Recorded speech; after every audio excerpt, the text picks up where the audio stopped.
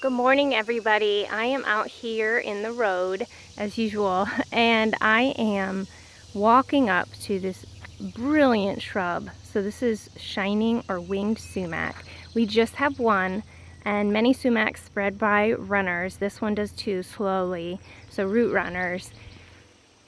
And I am just amazed. I'm always amazed, but this year it's even more brilliant, which is probably because this is just getting bigger and more and more and more blooms. But there are thousands, maybe, I don't know, tens of thousands of bees, probably 20 different species. There's some moths in here, day-flying moths. I see the Ailanthus webworm moth back there.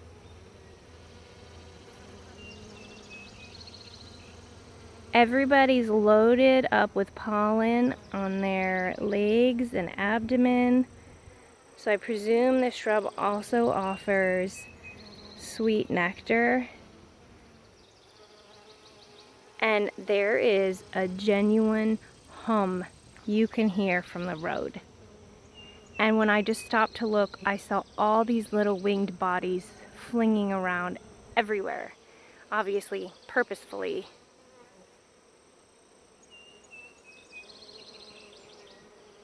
This thing is just a magnet for bees. We have two other species of sumac here. They're all in the genus Rhus, R-H-U-S, and we also have fragrant and staghorn. Fragrant hasn't done much flowering here yet.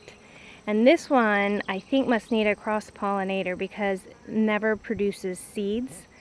But our staghorn, we get these wonderful, tall red cones. That's what they look like.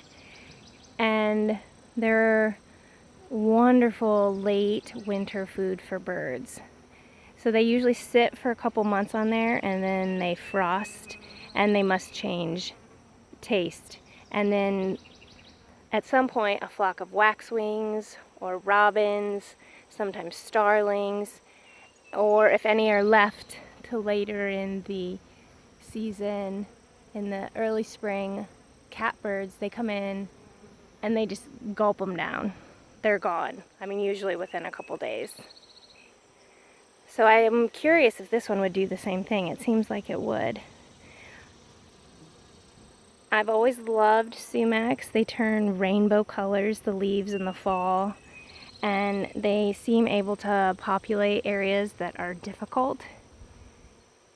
And sometimes when you're in sumac groves, you have hermit thrushes hanging out underneath, which is really, really cool. A lot of people freak out because they do spread by root runners, but I don't view that as a problem. You just cut off any that you don't want, and you actually get a ton of organic matter then.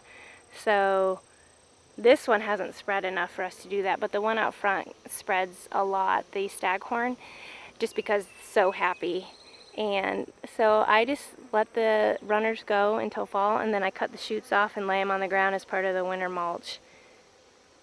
And then they're all there for when other stems die, because they're a shorter lived species and so spectacular. That's what I gotta say.